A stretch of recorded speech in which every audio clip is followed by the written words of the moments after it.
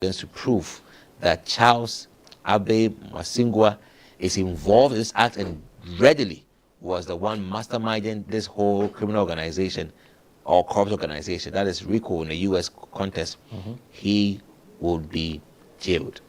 He has to, Yeah. because if he's found out to be the one behind this, I believe that it's about time people are punished for the things that they do. It's sad that one of the comments that came said that he shouldn't be sent to Uganda to be prosecuted. That tells you how much or let me say how weak African countries have become or cannot be trusted when it comes to implementing laws against people who have done the wrong. It's one of the reasons corruption is still on the rise in Africa. So if I personally, I wish that if he's going to be prosecuted, he has to be prosecuted in the Emirates. Like, no two ways about it, because this is where many of the things have happened. Yes, he has trafficked people from Uganda, probably in some other parts of Africa, and things of that nature. But if he has been found in the Arab Emirates, he should be prosecuted, and then the law should deal with him there, because this has to stop. It's just dehumanizing. Yeah. It's just dehumanizing, Definitely. and it has to stop. As for those who are giving themselves for it, I don't know what we can do about that. But hopefully, when the law has taken its course, I hope that this whole thing is shut down, such that even if anybody is willing to do it, the person can't get through to it. Okay, so we'll get into the next story, and we'll come back to Ghana, and this has to do with the United States visas for Ghana. So the United States has officially reversed the visa restrictions it's earlier imposed on Ghana, restoring long-term visa privileges and enhanced consular benefits. Under the reversal, Ghanaians can again apply for 5-year multiple entries, that's B1 or B2 visitor visas. F1 student visas have been restored to a 4-year multiple entry validity, and the U.S. Embassy in Accra announced that maximum validity periods for all categories of non-immigrant visas for Ghanaians have been restored to their previous lengths. Now, this development came after a bilateral meeting between Ghana's Foreign Minister Samuel Okudzeto Ablakwa and the U.S. Secretary of State for Political Affairs Alison Hooker, held on the sidelines of the United Nations General Assembly. It was during that meeting that Hooker reportedly communicated the U.S. decision. Now, the visa restrictions were originally introduced in July 2025, and at the time, the U.S. limited non-diplomatic visas for citizens of Ghana and some other countries to single entry permits valid for 3 months, citing concerns over visa overstays and part of its global visa reciprocity policy. Is this good news for Ghana? Well, it's good news. At least we've changed from one point to the other. at least something has been restored, right? So, yes. Well, it's something that should be celebrated, well, for this case. But there are lots of contention about this matter that I always want to air my view on. I think I have my own stand about these matters objectively. I feel like, right from the onset, the reason or the cause for these sanctions it was quite a whole hasty, generalized action upon African countries. For whatever reason it was, I don't understand. The African Union wrote to the U.S. seeking for more clarity about these sanctions. And it didn't seem to go the way it should go. The government said, well, I have sanctioned you all for these reasons. We just recently saw a whole different exchange between the U.S. government and some African countries accepting to receive deportees into their countries, which Ghana participated in the activity. And after that, at the UNG80, we see that these talks have come and that peace has come to stay. So it creates an impression of the whole transactional nature of the U.S. government towards countries just to restore. So if not for this deportee exchange, what would have been the result? Yeah. The matter of people overstaying their visas alone shouldn't be a reason for these sanctions. Everybody, some countries overstay their visas. They are trying. It's not even just some kind. I think visa overstays are a general Yeah, problem. it's a human phenomenon. Yeah. We all do. Some people do that. Yeah. I'm not saying it's something that we should do. It's Yeah. wrong. Yeah. But people use that as a way to immigrate themselves to other countries, and then it's a wrong practice, which has a long chain of causal loops. But that's not the point for today. The point is that while the U.S., as transactional as they can be, have gotten an avenue where some other good can be done for them, and for that reason, they have no caution to just reverse some of these sanctions. And it is what it is in that regard. I mean, it's like wipe my shoulder, wipe yours, and it ends right there. I think that as commercial wise as it could be, Ghana was there for them in terms of accepting the parties. Yeah. And then Ghana has a plea for them to take away the sanction, and then it has been done. It is right there. Well, I mean, it's raising a lot of questions because behind all of this, the question many people are asking is, what did Ghana do to get this reversal done? You know, it's because it came as a blow in the first place when we received this news, and like we have established already, visa overstays are not like a peculiar thing to one country. I mean, it's cuts across several countries in this situation. So what did Ghana do in this instance? Is it just about the acceptance of the deportees recently, or something else went down that we are yet to find out, and all of these things? So these are the questions that are coming up behind all of these things that we are seeing in the media. But in terms of diplomacy, can we say that the Minister of Foreign Affairs has done a good job to restore what's the visa status used to be, compared to what it was now? I'm asking because of the sort of relationship Ghana and the United States have had over the years, and even other African countries who have been, affected by this. For example, I do know a family that lives in originally from Ethiopia. The lady is in the U.S. and has had a child, and usually, you know how some of our people do, they'll bring their mothers from Africa to come live with them in the U.S. to help them take care of the kids. Okay, so the mother applies for a visa so she can go stay in the U.S. and help her daughter take care of these young ones. And she's given a 3 months visa. And she thinks that the 3 months visa will not do the job, okay, because she needs her mother for more than 3 months. So the decision then is, well, if 3 months is just what I can get, then I would rather move back from the U.S. to Ethiopia because I'll be able to move easily. So she does that with the newborn and the other child that they already have. And now it's back in Ethiopia and has to stay probably for a year for her mother to help her raise these young ones, and then probably then she'll go back to the U.S. later. So these are some of the implications I am looking at when it comes to this thing. So when it comes to diplomacy, based on the scenario I have just painted, do you think that it's a good thing for us beyond all the things we do not know about? I always say that we always have to deduct of the matter, deduce from the situation, and then we can appreciate what the plays are, what the actors are playing into it.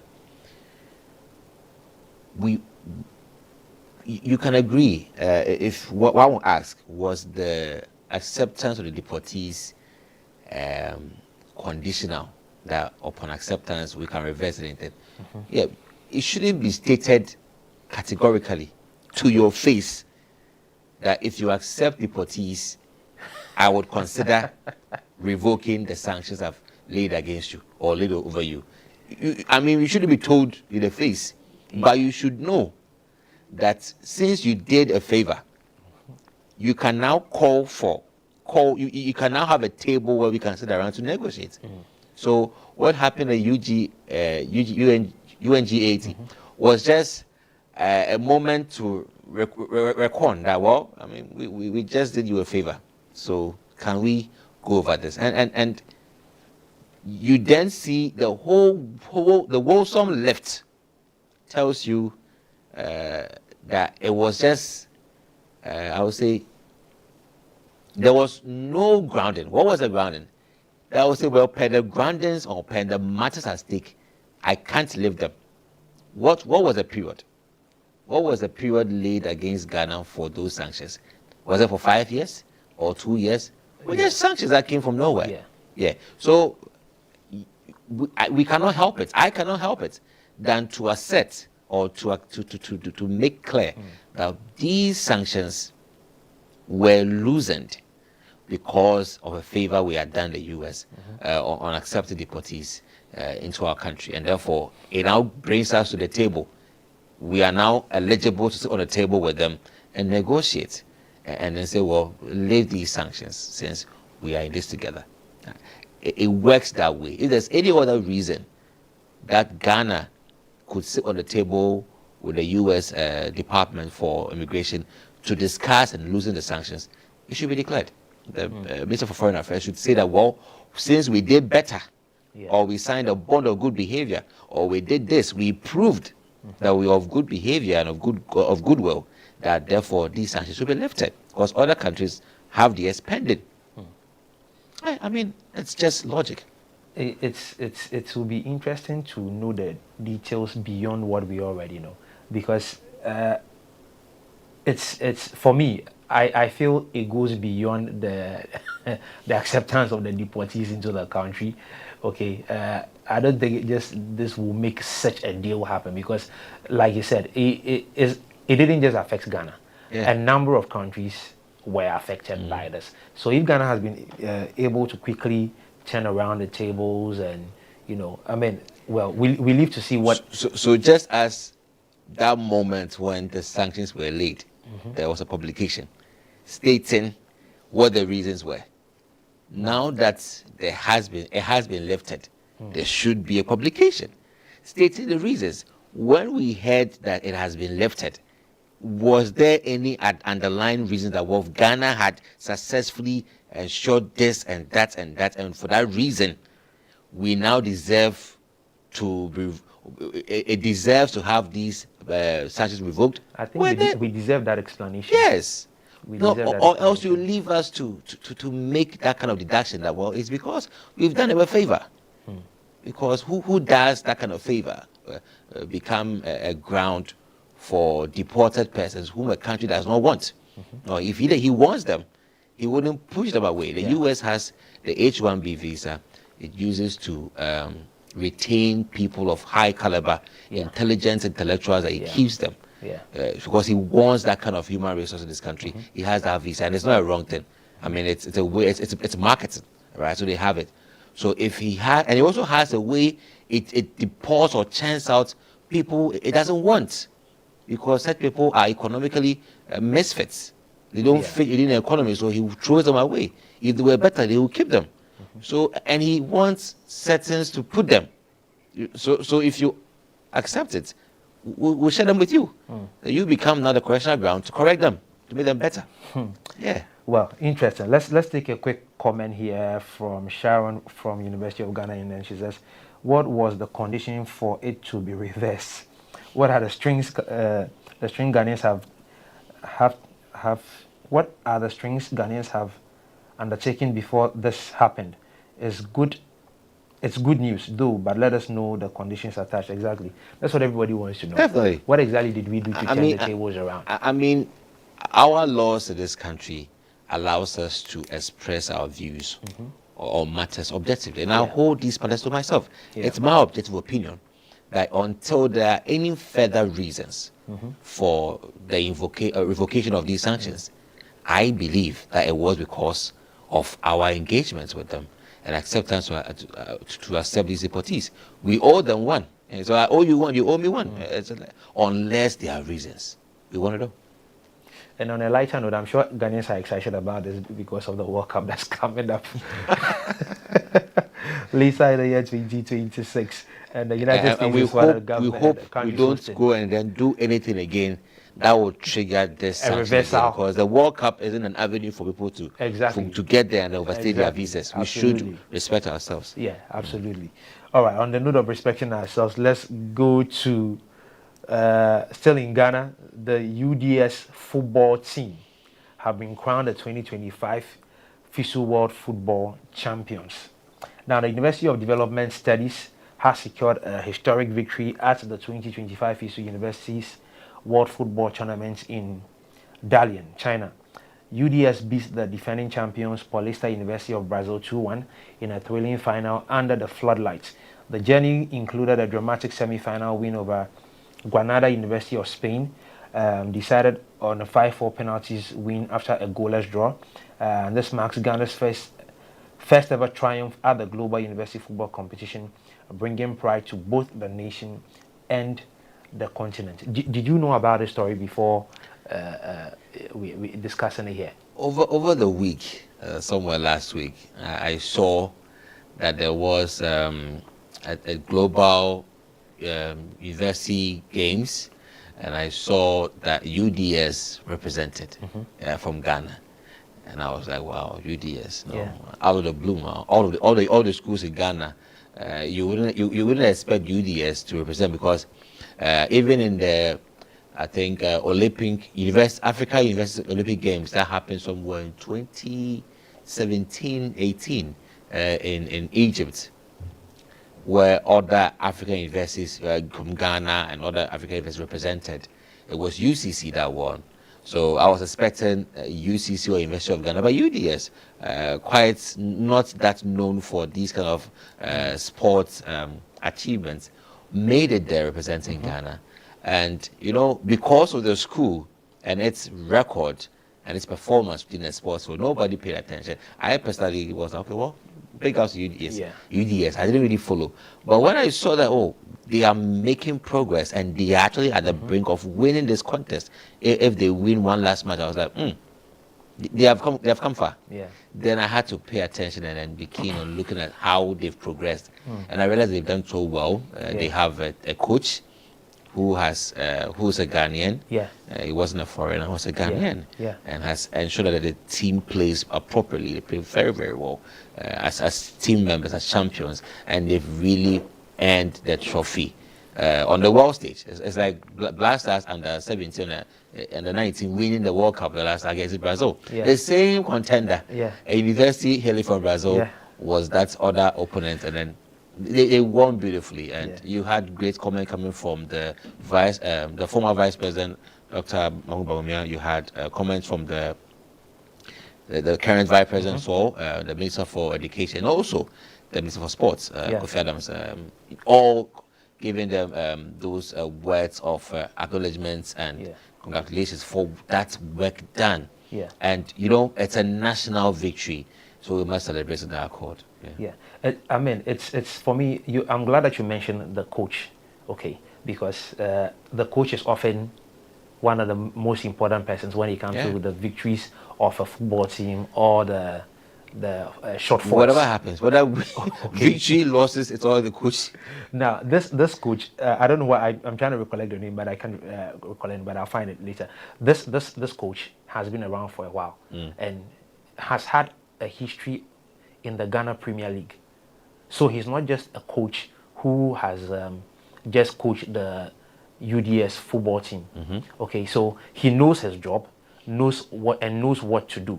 And the interesting thing also is that I understand that there are a few professional players who play for some Premier League clubs in Ghana and are also students at the same time. And when I heard this, I was happy to hear, because, you know, I just remember the times when we were back in secondary school where football and other kind of sport, track and field events, were fierce competitions at every time when we go to this intercolleges and super zonals, and, you know, all the schools are cheering for their squads and all of those things. These are some of these people who have come from that place and entered the universities. Okay, I don't know if you know, I follow football a lot, so I know. The University of Ghana have almost always had players in their football team who play for the Premier Leagues in Ghana. Almost always. And if you have followed, for example, the MLS, that the Major League Soccer in the United States, there are a lot of Ghanaian students who play in there. And these people migrated from universities in Ghana and play in the United States. Definitely. So even if they don't have what you call a proper professional play, the United States offers them two ways. they do the academics and then they play football at the same time. I have worked with a few coaches from some schools in the US where they come to Ghana every year and they scout for players. So they visit universities, they visit a few academies, and then when you are good academically, your WASI grades are good, you stand a chance of going to school in the United States. Okay, so I'm not surprised that students, I mean, it is history. Yeah. So I get it, but because of what I know and I follow, I'm not surprised that this has happened. But the surprising thing is that it is the first African country, Ghana is the first African country that has done this in terms of the University World Football Tournament. Okay. Interesting. And the first African country to go to a quarter-final, went ahead to do semi-final, and actually won the trophy. Whoa. That's how big this is. Somebody is already making claims that we need to start recruiting the Black Star players. Yeah. You know, I heard it yesterday and I couldn't hold it. to an extent, he's right. Our Blasters currently needs a lot of I would say rework. You know, we lack a lot of players or a lot of capacities within some major areas like midfield, the wings, and even the striking. Yeah. So if somebody in there, but you know, you can't just. It depends on the FA, but Yeah. if possible, if we can build our team properly, I mean, it's just one. You can make him passing. It's a very funny comment though. But for me, on a bigger picture, it just goes to tell you how much talent we have in this country when it comes to football. Sure. Because one of the things I have seen or heard many times, sometimes you go into a neighborhood or a suburb, and then you see a group of people gathered on a small pitch, not a standard size pitch, and you see people playing, and sometimes you keep hearing people talk about one particular player. This guy plays really well. I mean, and I look up and I say, guy, we're power, like this kind of thing. But these people don't even break out of their neighborhoods, let alone make it to the Ghana Premier League before they are even called into the Black Stars. So for me, I feel like we have undermined local football in the country, and this success just tells you how much we need to relook and rework our way back again. Because gone are the days where, when you talk about under 17 tournaments, under 20 tournaments, under 23 tournaments, up to the Black Stars, there's always a progression of football players. Now you don't even get to hear about the Black Starlets who are the under 17s, let alone the under 20s, then they come to the 23s, and then the Black Stars. Like, and every time when we are about to assemble Black Star players, it feels like calling people from just everywhere to make up a team. If we are looking at the ranks from the under 17 or even what we call the coach football beyond under 17, lower than that, and bring these boys in, look at these academies like Right to Play and and because somebody like Kudus, who's one of our biggest players now, comes from an academy in Ghana, Right to Play. Nuyama, who plays for Lyon, also comes from Right to Play. He and Kudus were mates. So if we want to look at some of these things, it just tells us that we need to look at football right from the grassroots, do what we used to do in the past, build up our under 17, bring them to the under 20s, bring them to the 23, bring them to the national team. Because look at the likes of Andre, the guys that won the under 20 back, that was 2009. Look at the number of them that made it into the Black Stars. So it just tells us that we haven't done a lot of good things we haven't beyond the done much. Andre squad. We need to do better. We have to do better. We need to do better. But big ups to the UDS team for making Ghana and Africa proud. So we'll go into our next story in the review. And Ghana demands local gains from China trade. So Ghana and China strategic partnership has reached record heights with bilateral trade hitting 11.8 US dollars in 2024. But at a ceremony marking the 76th anniversary of the People's Republic of China, Ghana's leadership made it clear numbers alone are no longer enough. Vice President Professor Nana Jane Opoku-Agyeman praised the trade growth but insisted future Chinese investment must deliver sustainable local benefits, especially jobs for the youth and women, and align with Ghana's 24-hour economy agenda. Chinese Ambassador Tong therefore reaffirmed Beijing's commitment citing tariff-free access for African exports and new cooperation agreements. The shift signals Ghana's determination to steer the booming partnership toward measurable impacts at home. Doc, China is here again. Again, we see the open door of free trade. You know, these are very, first of all, kudos to China. It's 76 years of bilateral trade. It's a world-deserving anniversary. Yeah. They have come from nothing to something, and there's something that we ought to celebrate with them.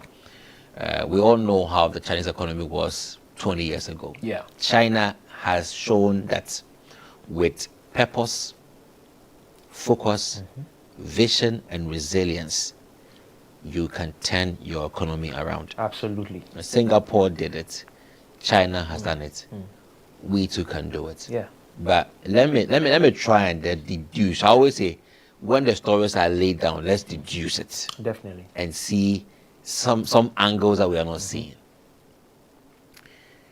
If we'll have it on the screen, let's have on the screen we have a data from OEC that provides the China trajectory. Yeah.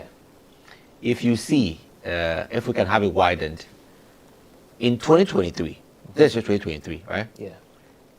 Ghana exports, total exports from Ghana to China, it's worth around $1.83 billion. Yeah. And the top products that we export from our country to China has been crude petroleum. So China buys crude petroleum from us to the tune of $1.83 billion. And when they say rank 5 out of 172, it means that globally, we are number 5 of China's crude petroleum suppliers across the world out of 172 suppliers. Yeah. And if you look at that other one at the right corner, saying economic complexity, where you see Ghana, negative 0.97. Yeah. According to the OECD data, Ghana's economy is that rigid. If we say how complex an economy means that has the economy had other value to offer that other nations don't really offer, it is minus 0.97. That means that whatever we give is common. There's no uniqueness in what we hold. Okay, let's go to our per capita income, $2.26 thousand. That is $2,000 there per capita income. Yeah. That means that if you divide your GDP, 65 million over our population, 8 million, each Ghanaian is holding like $2,000. Yeah. Good. And if you look at the exports, look at the China aspect. China exports to the tune of $6.15 billion, which is so much more what we export to them. Yeah. 5 times more. Yes. And what are we talking about here? Are you not embarrassed? Rubber footwear. Yeah. Rubber footwear is the top product. So in the export portfolio from China to Ghana, rubber footwear is the topmost or the flagship. No, Phil, This is embarrassing. I feel very embarrassed this very day. All right? And the figure there is just interesting. We spent 6.5 billion in importing a whole lot, including rubber footwear, into our country. And look at how complex the economy is. It means that they have got something that other economies don't have. That's why they're always imported to those countries. But let me pick what's on the table today on rubber footwear. We are in this country. We locally manufacture plastics. Yeah. We have a rubber farm gate. Yeah. If you go to the Western Yeah, the North, Western region. we have rubber farms. People cultivate and harvest rubber trees, Yeah. plastic. It doesn't smell so good, but it's we call it stinking money. Yeah. That's the name we give it, right? Yeah. When they are transporting this rubber from Western North into Tema Harbour, it stinks, but it's a lot of money. Rubber. is what we cultivate. What stops us to also becoming a leading supplier of rubber footwear? But we rather import. Phil, another surprising thing is that we have our vice president, who now tables before the Chinese that, listen, we have been with you for so many years in bilateral trade, and this is a record figure, 11.8 billion in terms of our imports towards this. You've earned a lot from us, and therefore we want to leverage on that and say support our economy through the 24-hour economy. This is what I feel, from my own point of view, is an embarrassing request. But what I've shown you on the screen, there's nothing that stops the Ghanaian economy from empowering its own self in that regard. China as a country has not been doing favors. They also have their own interest. Yeah. And that is why they are almost a superpower, because they also have their interest. And they have done very well to make it work. And they are still doing it. Have we not still belittling ourselves through these aids and other favors being done us? Can't we take hold of our own economy? Can't we look at what Zimbabwe is doing? Zimbabwe is trying to rewrite their story. This trajectory or this record, this fact, tells us that we can do better. If we can export that much, the whole 5 billion interval in trade with, I'm not saying we should trade with China. We should continue. But if there's need for us to empower and strengthen our local economies or industries, to also do better in complicating our economy or giving it more a complex look, we should. And we should now defray from asking for these favors, because China cannot do a whole lot for you that you think can do for you.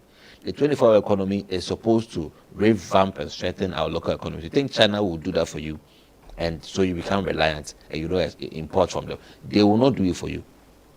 If they would have done it long ago, it's about time that we took our own economic destiny to our own hands and strengthen our industries.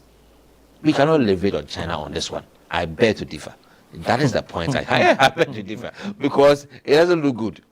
It doesn't look good at all. I can agree with you on one point, that even if China would contribute anything, It wouldn't be significant. I can't tell you how much percentage on a scale of 100 that they will contribute to our economy that will give us the boost that we are looking for. Most definitely. So with the rubber example that you gave, rubber. We have rubber the footwear. rubber plantation in Ghana. We know how this works. I know a few people who have invested in that and they are making money. So how are we unable to process that raw product into things? We are already doing plastic stuff like you mentioned. In Ghana. Okay. I mean, over on top of my head, I can name a number of things that we need to produce in this country based on the things that we do here from the rubber product. So why are we unable to process the raw material here, and rather would want to take it out of the country, and then what comes back to us is minimal. Is peanuts. And we say that having done that extensive business with you, and the process you've gotten, we want to leverage. I think we can do better. I can understand the plea, but it's definitely not the way to go. If you ask me, I mean, we can do better than this. Look, there's nothing wrong in asking China to do anything, but I feel your pain. I think that China won't do so much like we are. I mean, it's not really my pain, Phil. It's not really my pain. It's the pain of over China won't do so much. Every Ghanaian wants a strong economy. No, the 24-hour economy, regardless, is an avenue to strengthen Ghana's economy and give jobs to young people in this country. The unemployment surges will reduce if everybody is in a job. If there are one job and 3 shifts, like as it was proposed, it will be good for us all. Every hand will be busy. We are looking forward to that moment where every Ghanaian gets busy and gets income, so they can contribute to our growth. Until then, I hear some noise around, some noise flying around. But you see, the most important thing is we should rise beyond aid We should hold our economies woes into our own hands. It is the only way Africa can come out of the things that we are this whole leverage, it will not help us. Every time we're asking for it will not help us. Every time we're asking for help. Ghana should go beyond aid, and that statement still stands. Ghana beyond aid. It still stands.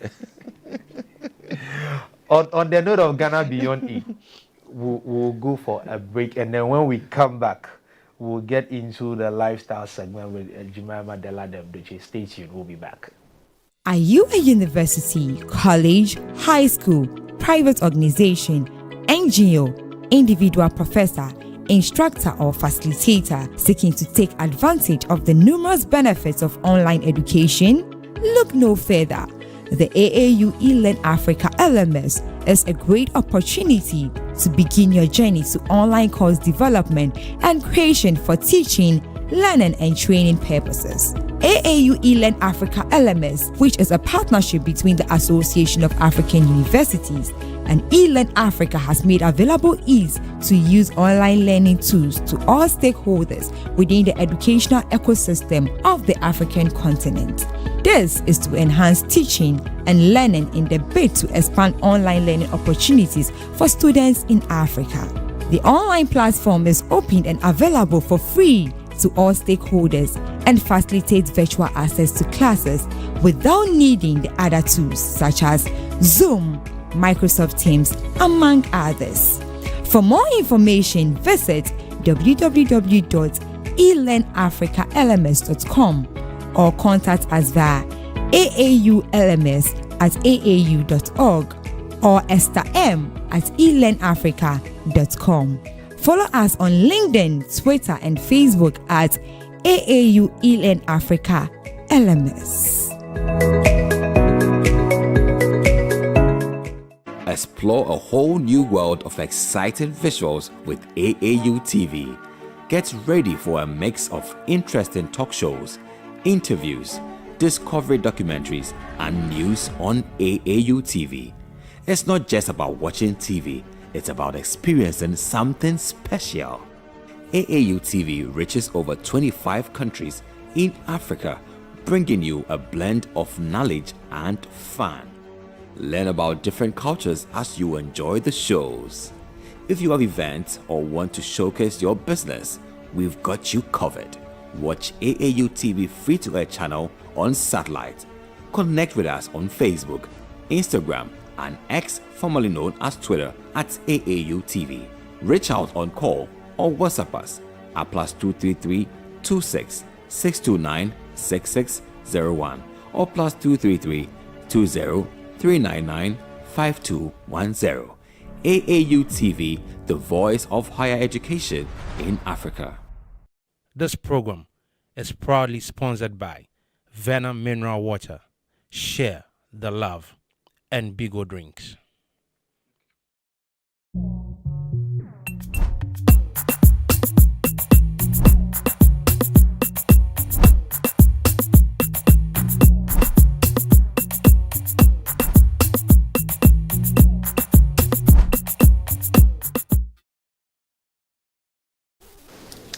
Hello, lovely viewers of Africa. This is still the Hello Africa Morning Show, and welcome to the lifestyle segment. Today we have amazing stories. I know that over the weekend we saw a lot of things trending, and one particular thing that really trended and got Ghanaians and a lot of people talking was Sarkodie's Rapaholic, which was held at Kumasi. That was on Saturday, 27th September 2025. So we'll move to that story. That story is our first story. So Sarkodie staged a successful Rapaholic concert at the Baba Yara Sports Stadium in Kumasi on Saturday, 27th September 2025, marking the first time his flagship show was held outside Accra. Despite intermittent rains, the dedicated session of the stadium was fully packed, with fans braving the weather to witness a historic night. And there were a lot of artists who were also present. Some of them, including Shatta Wale, Ifya Nocturnal, Kofi Kenyatta, Obrafour, Medical, and several others. Shatta Wale's surprise appearance alongside Sarkodie sent the crowd into a frenzy, with clips of their collaboration flooding on social media. In days leading up to the show, there were a lot of things that were happening. Posters plastered in the city. There were rehearsal videos. There was the health walk that was held with Sarkodie as well, and he also paid homage to tradition by visiting the Asantehene and leading the health walk as well. Yes. So earlier also he had an interview with YFM in Kumasi. That was on September 23, and Sarkodie admitted that one of the toughest part of preparing, for his Rapperholic was choosing the kind of songs he would want to also perform. Fans and critics have since described the homecoming as more than just a concert, calling it a cultural milestone for Kumasi and one of the most unforgettable entertainment event of 2025.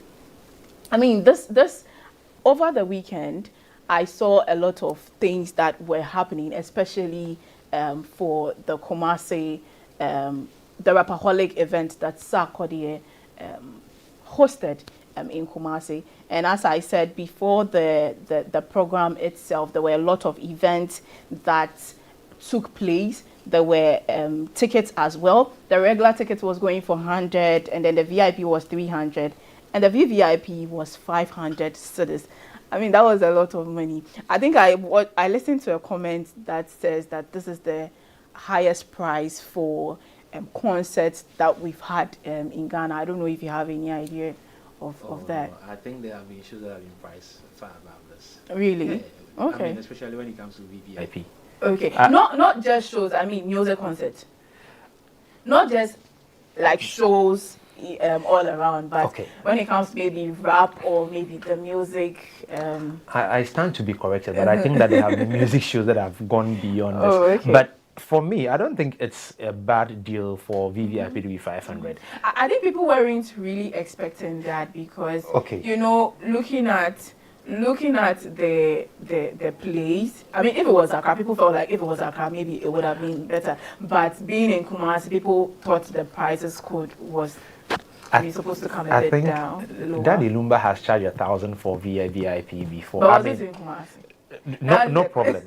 But here's the deal for me. I don't think that it's about the space or the place that you're having the event. It's about the artist on the who is coming, who is on the bill, and most importantly, the artist that put this show together. Sarkodie is one of the biggest artists in Ghana and in Africa for that matter. So if he has a show and his VVIP is 500 cedis, I think it's fine. Okay. It depends on who wants to pay or who doesn't want to pay to attend the show, because we do know Rapperholic is always a big deal every Christmas season, and it's the first time he's done the show outside of Accra. Yeah. And to take it to a place like Kumasi, and he called it a homecoming. I think that it was for me. I think it's a reasonable rate to charge for 500 because we had almost all the big shots in Ghana's music industry. And the funny thing is that people were actually, how do we call it, buying tickets and sharing. Like DJ Slim bought a number of tickets and was sharing to people who were willing to go.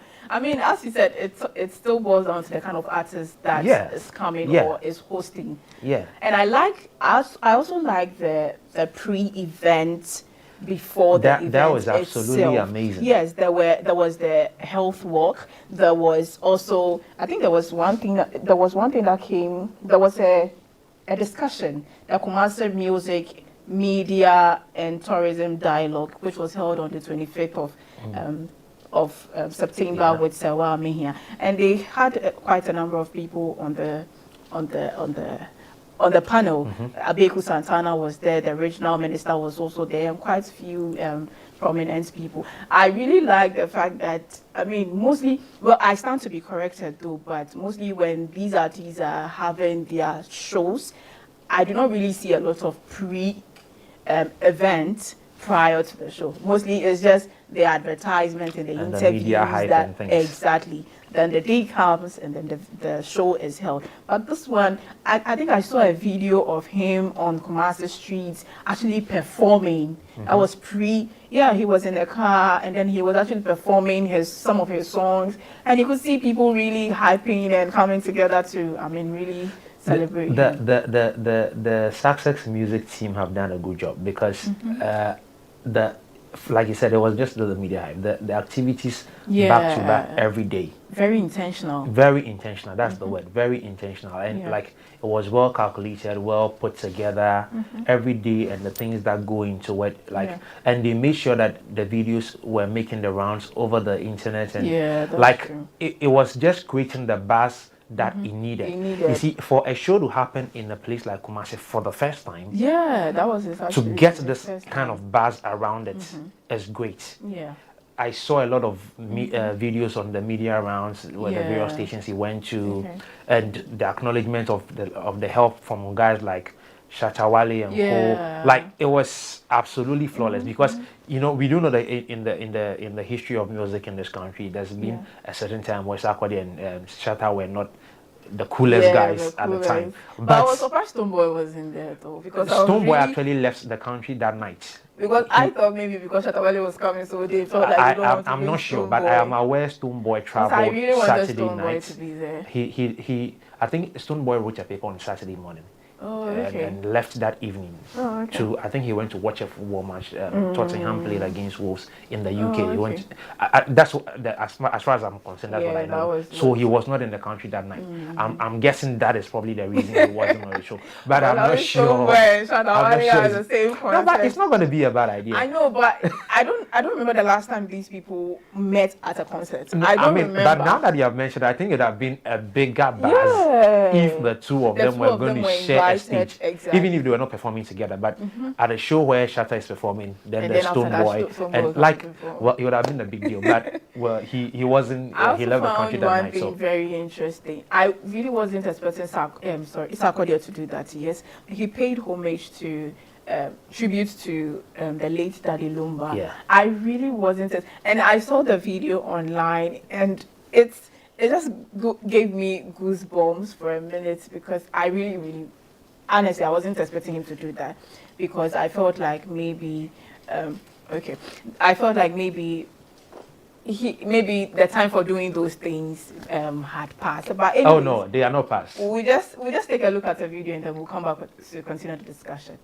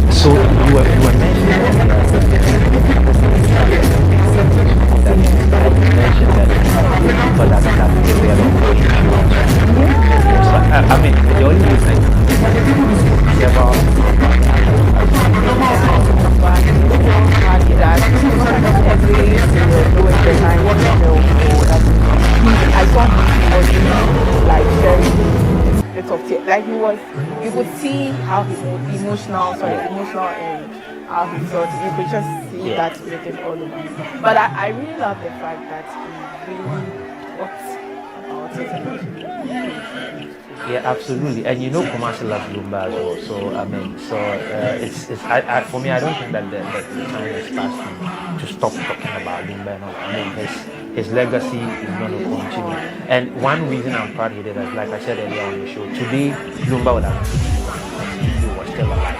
So for him to have just paid tribute to him a few days before his birthday, you know, I mean, for me, I think it's still a good thing. I love the performances. I mean, people really attend regardless of the range. And that's shut up on your screen. Yeah. I think at a point he even took off his. I mean, the shutter, we know.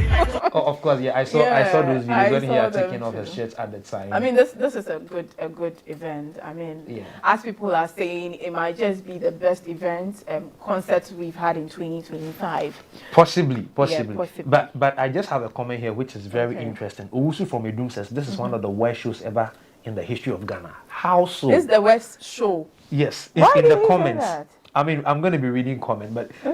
I just wanted to read this But because when I saw it, makes it caught my attention. But what really, I wish he would have explained what really makes it worse, because everybody is actually talking about the concert and how good it was. I mean, on Saturday, I was on Twitter and I was seeing quite good reviews from people. I really do not know what makes it worse for him, honestly. Okay. Now I have a correction. Owusu meant to say the best, not the worst. Oh, okay.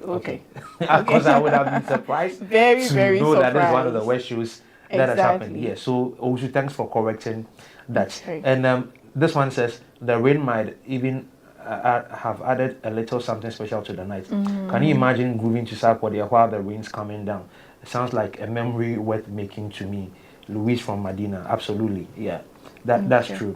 And then this one also says, this is the kind of beauty you want in our music industry. Unity brings more than division.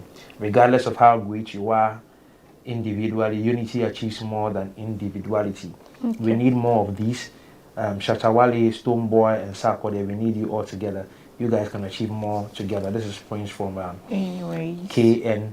UST. Yeah. All right. So we'll move to our next story, which talks about Forbes hailing Ghanaian businessman for his global impact. So Forbes, a well-known American business magazine and media company, has applauded Ghanaian entrepreneur Richard Nii Amakwe. The recognition highlighted the work of his RNAQ Foundation Food Bank, which has already served more than 17,000 Ghanaians since its launch in August this year. Kwe, who says the initiative is not charity but a way to build dignity and stability, continues to position people at the center of his mission. So the founder of RNAQ Holdings, Kwe, has invested heavily in Ghana's economy through businesses like Bills Microcredit, which has distributed more than 7.5 billion Ghanaian cedis to loans to over 300,000 small and medium enterprises, making it the largest non-banking financial institute in the country. And also in 2019, he also created Quick Angels Limited, that is Ghana's first institutionalized angel investor company, which banked major success stories such as the Chicken Man, Pizza Man we've all been enjoying, and then the Sankofa Natural Spices. You know, funny enough, Phil, I didn't know he was the brain behind Sankofa Natural Spices. Seriously, I don't know where. I think I started seeing those spices in the market, and I was like, okay, where did they come from? Because I see they have, quite varieties. And when I was reading the story, I was quite surprised to know that he was actually the brain behind. There's one thing I like about Richard Nii Amakwe, that whatever he's doing is in Ghana. I don't know, but I feel like a lot of people get money and they want to go into other countries to explore and get their monies used, but he is here trying to improve on the economic pace or the economic side of the country. What do you think about that? The truth about Ghana is this. based on my little research when it comes to business. Okay. It's one of the best places you can do business. But unfortunately, people just... It's one of the fastest growing economies. As far back as probably about 10 years ago, one morning I was listening to BBC Africa. Okay. And you won't believe what I'm just about to say. At the time, Tamale in the northern region was one of the fastest growing towns in Africa. Wow. Fastest growing towns in Africa. This is about 10 years ago. Interesting. So for anybody that wants to do investments outside of Ghana, that's fine. Yeah. But I can tell you, this is not a prophecy. Yeah. Because people are making it happen. And we have just talked about the story of Richard Nyamakwe, who is doing a lot of stuff. If your business is right, it is good. You have good pricing. You have.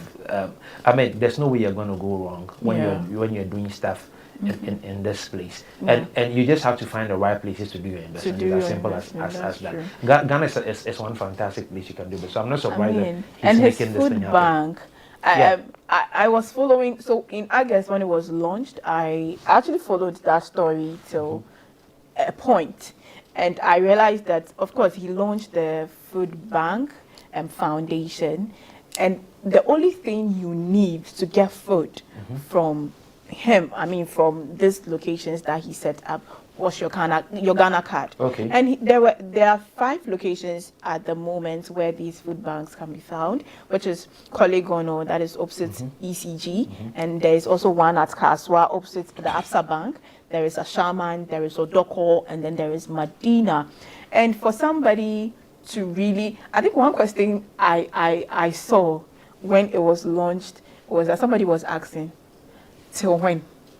I mean, till when do we have this going on? Till when does it come to an end? Is it till the world comes to an end? Because for you to be cooking because I heard he also wants to expand to other regions and all that. And then based on your region, that is what would influence the kind of food that will be cooked in your region. So I am asking for how, I mean, interestingly, I also asked myself, for how long are we going to be experiencing and getting advantage? I mean, I love what he's doing, and the fact is that I think I saw a video of somebody who visited the Kaswa branch, and apparently they start dishing the food at 12 noon. So from 10 to 12 noon, they register. You bring your Ghana card, they take your details, and I think there's a coupon that is given to you, which you use to take the food. And from 12, they start dishing out the food. So when the person visited, the person went there around 1 p.m. Apparently when the person called, the food was finished. So that means in a space of 1 hour, like people have been able to, I mean, the food is finished. And one thing is that too, they said there is an amount of food they cook. And if that is done, it is done. And people were even, when the person went there, in the video I saw that while the person was even there trying to do his filming and all that, you could see people were even now coming when the food has actually finished. So we were in an interview with, I think the manager or something, is it Kojo or something, he said that in a day they serve like 300 to 350, between 300 to 350 people in a day. That means a lot of people like come in for the food. And he was also asked, so what if somebody is coming in and then the person doesn't have a Ghana card? What happens? Do you send the person back home? He said no. If it is your first time, they might just give you the food and then advise you that the next time you come, you have to bring your Ghana card.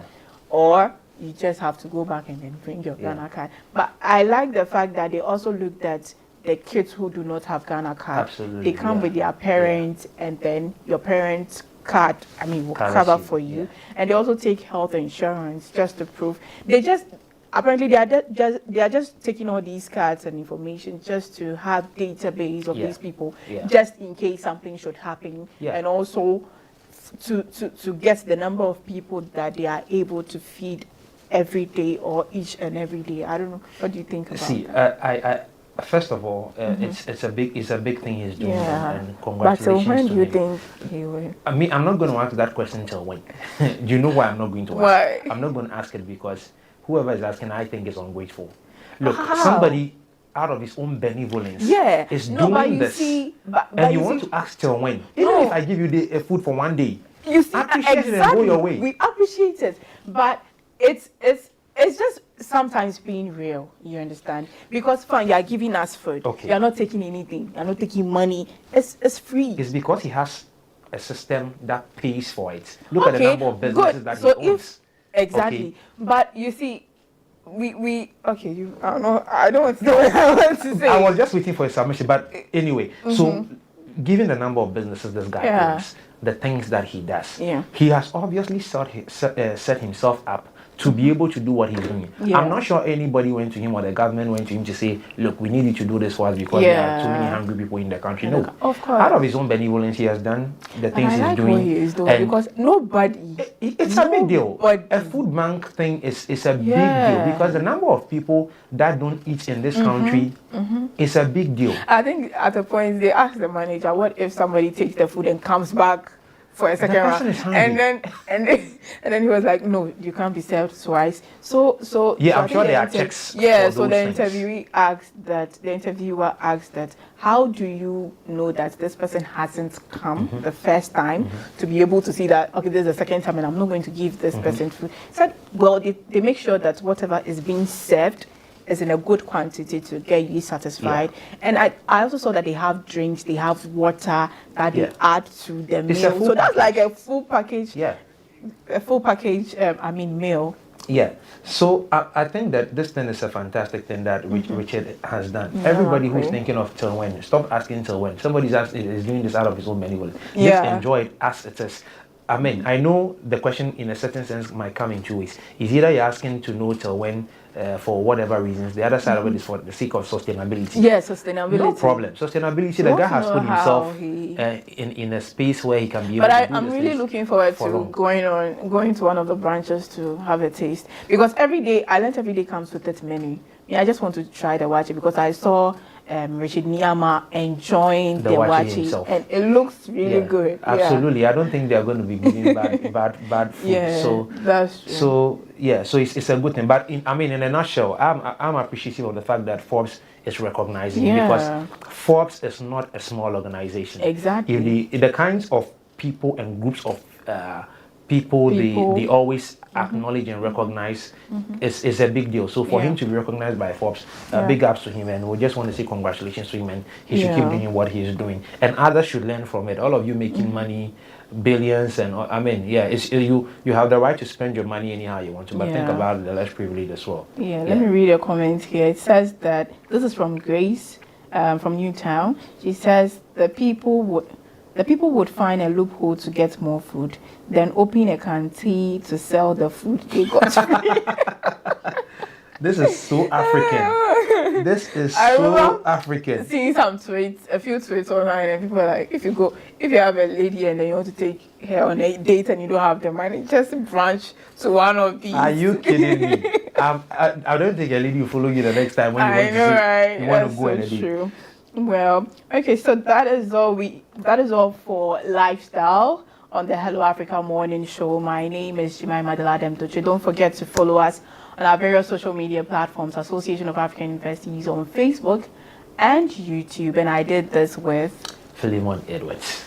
Have a nice day. Bye. This program is proudly sponsored by Venom Mineral Water, Share the Love, and Bigo Drinks.